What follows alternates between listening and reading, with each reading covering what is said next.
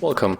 If you want to change theme in your Xiaomi Redmi K30S, at first you have to open your themes application, and we can, for example, click right here and type Android.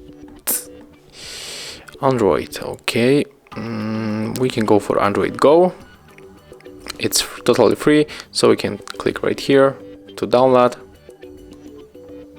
Now we have to wait a little bit, and then we have to accept lock screen, home screen, system and icons. Click apply, and when we go back, you can see that we have right now stock Android version on our Xiaomi Redmi K30S.